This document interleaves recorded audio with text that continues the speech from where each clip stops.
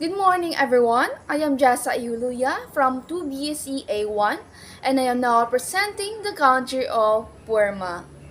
Myanmar, formerly known as Burma, is the largest country in the mainland of Southeast Asia, recently emerging up as a new favorite destination for travelers worldwide. Apart from very rich traditional culture, Myanmar is a land of stunning natural settings with immense fertile plains along the Irrawaddy River that's surrounded by impressive mountains along the border with Thailand, China, and India, spectacular beaches overlooking the Bay of Bengal and the Andaman Sea. Exploring fun facts about Myanmar has always more to discover than what you have heard about it. So, let's dive into some interesting facts about Myanmar that perhaps not people know. Number one on the list is Yangon is not the capital of Myanmar. Yangon, also known as Rangon, is a must-visit tourist destination and the largest city in Myanmar. It often serves as a main entry point for travelers exploring the country.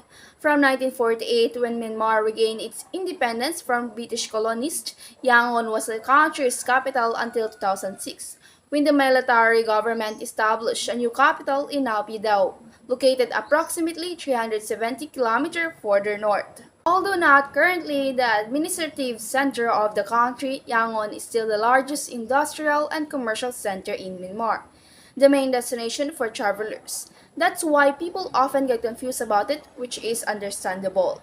Second, this tea is eaten in Myanmar. Myanmar produces one of the best tea in the world, yet tea plays a very important part in Burmese culture and daily life.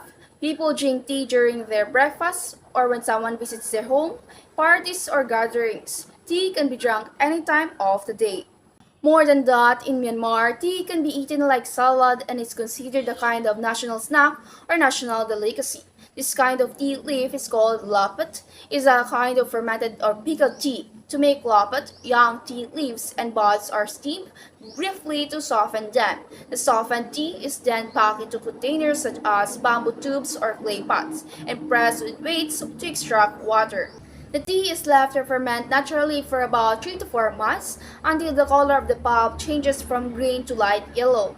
The pulp is checked regularly during fermentation to ensure it is in good condition.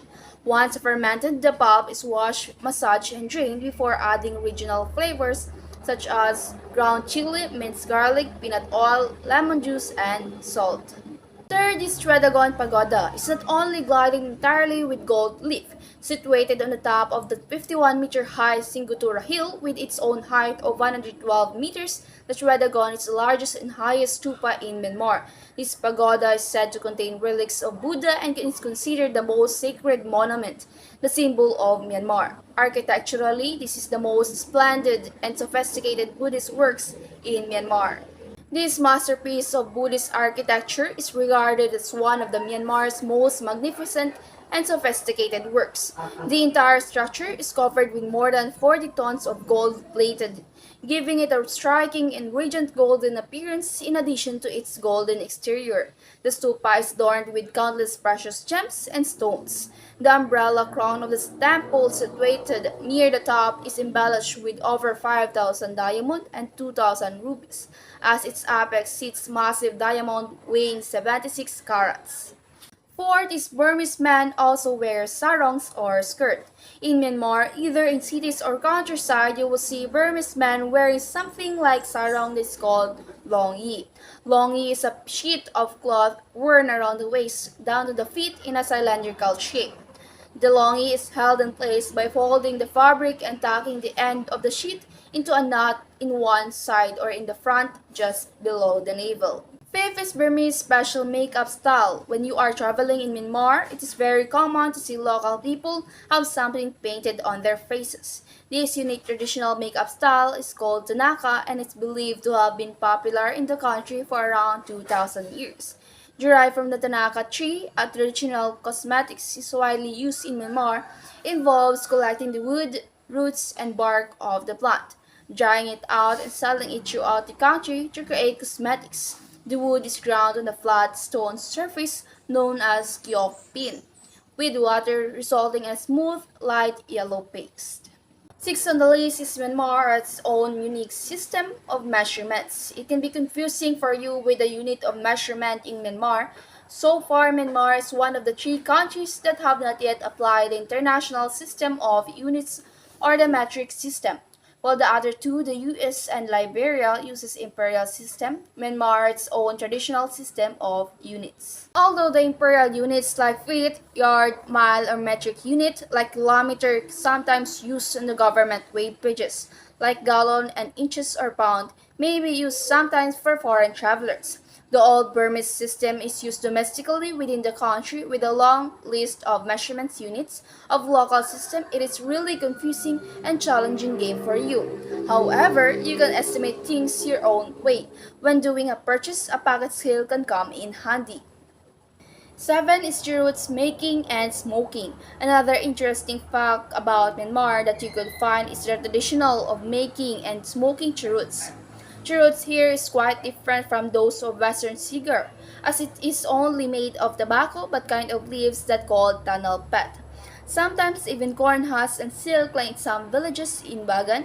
Burmese cheroot size is varied from size of cigarette or sometimes huge like a stick that can be a feet long. Some kinds of dried wood can be also added to the ingredients and honey, so something sweet also coated on the cheroot for flavor. Next on the list is most people chew betel nuts. Chewing betel nuts is prevalent tradition in Myanmar, particularly among the elderly population and is commonly observed in rural areas. The telltale sign of this practice is the reddish stains visible on people's mouth. Chewing betel nut is believed to kill bacterium, bringing fresh breath and beautiful color on the chewer's lips. A bite of betel nut can bring the effect of as you drink several cups of coffee or alcohol at one time. Try it once to know how it is if you dare. Myanmar time zone is UTC or Coordinated Universal is at 6:30, while the other countries in the mainland of Southeast Asia apply the time zone of UTC plus 7. Myanmar has its always unique terms of applying the time zone UTC plus 6:30, perhaps to differentiate it from others.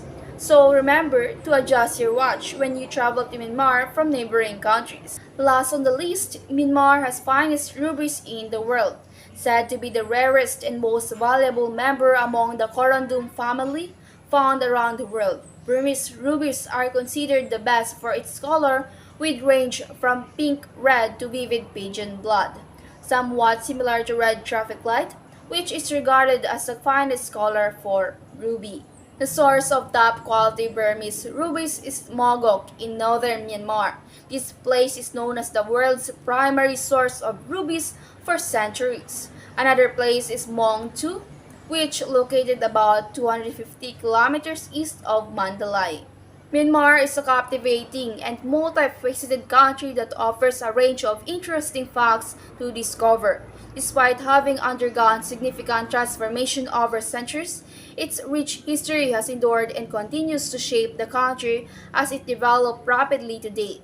The 10 facts discussed have only provided a glimpse into a vibrancy and uniqueness of Myanmar. I hope by learning little more about Myanmar, you have gained an appreciation for it as much as I do. So now, let's read and analyze the Burmese rice pounding song translated by Yu Kinzo. Set down the mortars, line them up neatly. Girls of Xuan Wang take up the pestle and stones. Then sing we and chant it merrily in time, as gracefully we pound away. What means that noise, that bustle we hear? Oh, a lady of Xuan Wang is giving alms, with the music of drums and gongs. There's a red gold radiance over there. Perhaps the sun has risen. No, it's the dyed robes of monks. On their round with their begging bowls, come, fill them with alms food. This chikaracha which I planted, isn't it lovely? Tiny buds on slender stems, but if you pluck them before they flower, my plant will wither away, you know. Hey there, maiden at the loom, what cloth are you weaving? Oh, need you ask in these thin times? It's a cotton coverlet for me. I live in a house of thick, bright at night with torches. It's true, my parents are rich. Yet if you dare not come yourself, you can at least send a letter. The poor man is mopping in the house, feeling out of sorts and shaky because he's short of opium. Very well, right, Topnut. Sell my fine gold earplugs if you must, but make sure you get a good price for them. My handsome brother, a word with you before you leave for lower country. If I find a wife there, do not leave her. Bring her to us. We've used for her. She can fetch us water, gather firewoods, and pound our rice. Oh, lots of uses. I bought a pair of sandals, such a pretty red sandals, but I shall wear them yet. When you and I are truly wedded, then I shall wear them. The first stanza depicts a group of girls from Xuanwang village engaging the task of grinding grains or spices using mortars and pestles. They work together harmoniously, singing and chanting as they go about their work with grace and rhythm. The second stanza here is there's a shift in focus from the girls grinding to the sounds of bustling activities nearby. It turns out that a lady from Xuanwang is giving alms, accompanied by the music of drums and gongs, indicating a festive and generous atmosphere. This stanza describes a scene where the vibrant red gold robes of Buddhist monks are mistaken for the rising sun. The monks are on their morning alms around, collecting food offering from the community, and the narrator encourages others to participate in this act of giving. Here, the focus shifts to a conversation about gardening and the importance of patience. The speaker admires the chicaracha plant they have cultivated, pointing out its delicate buds and warning against premature plucking, which could harm the plant. This stanza highlights economic challenges faced by the community, as the maiden at the loom remarks on the necessity of weaving a cotton coverlet for herself during difficult time. In this stanza, introduces a character living in a well-off household described as having a teakwood house illuminated by torches at night. The speaker suggests that communication, either in person or through a letter, is very important regardless of status. This stanza portrays the plight of a poor man who is feeling distressed and unsettled because he lacks of opium, likely indicating addiction or dependency on the substance. It highlights the challenges faced by individuals living in a poverty and the impact it has on their well-being. Here, the speaker addresses someone with a wry or sarcastic top-knot hairstyle, instructing them to sell her valuable gold earplugs if necessary to alleviate the poor man's distress. This demonstrates a willingness to sacrifice personal belongings for the well-being of others. This stanza shifts to a conversation between siblings where the speaker advises their brother not to abandon a potential wife if he finds one while traveling. Instead, they encourage him to bring her home, emphasizing practical values in household chores such as fetching water, gathering firewoods, and pounding rice. In the last stanza, the speaker expresses anticipation and hope for marriage. They have purchased a pair of red sandals, symbolizing readiness for the occasion. However, they are truly wedded, indicating a desire for committed and lasting union with their partner. Overall, the song celebrates communal activities, acts of generosity, the beauty of nature, and the resilience of individuals in the face of challenges. Also, the song touches the themes of poverty, sacrifice, family responsibilities, and the anticipation of marriage. It provides glimpses into the everyday lives and values of the people of Xuanwang village. My one-sentence theme for this is: a burden shared is a hardship lightened. Together we carry the weight of challenges. This theme emphasizes the concept that when people share their burdens and challenges with one another, that collective effort makes the individual hardships lighter. It suggests that the act of sharing difficulties creates a sense of shared responsibility and support within a group or community. So, let's proceed to the one of the most important speech of a Prime Minister of Burma, or also known as Myanmar, Prime Minister U Nu. But before we read and analyze the speech of the Prime Minister Yuno, let's know who is Prime Minister Yuno. Yuno was a prominent political figure in Myanmar during the 20th century, born on May 25, 1907 and died on February 14, 1995. Yuno was a leading figure in Burma's struggle for independence from British colonial rule. Served as a prime minister in 1948 to 1956 and again in 1957 to 1962. Has been led astray by three evils: greed, hatred, and ignorance. Whether we are Buddhists, Muslims, Christians, animists, or atheists, we cannot escape the three inevitables: old age, disease, and death. Nobody can deny that the five sense objects, pretty sight, delightful sound, fragrant smell, savory taste, and nice touch, are only fleeting phenomena. They are neither lasting nor permanent. Nor can anybody deny that property is transitory. No one can carry away his property after death.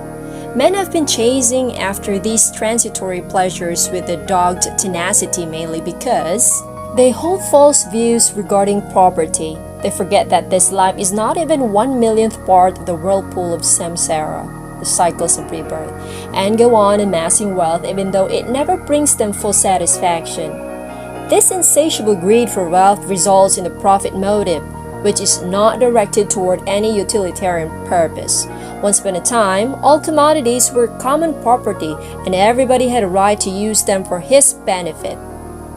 But with the advent of the profit motive, these commodities became objects of exploitation.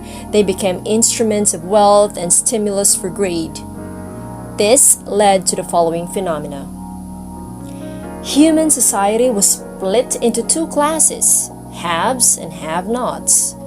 The have-nots had to depend on the haves for their living, and thus the evil system of exploitation of one class by another emerged.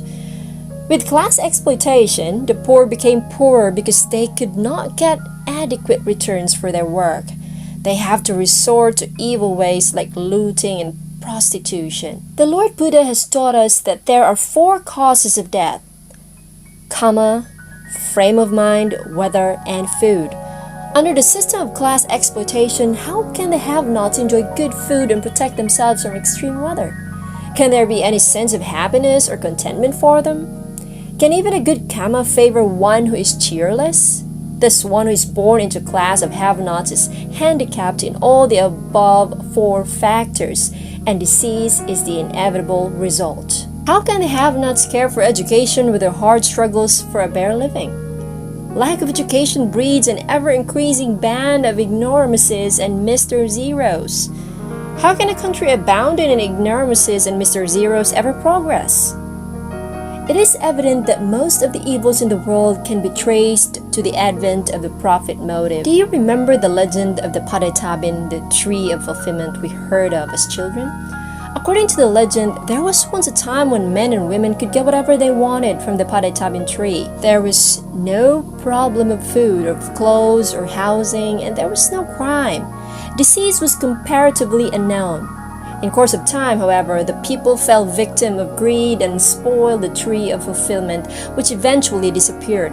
Then a class of people who could not afford to eat well, dress well, or live well appeared, and crime became rampant.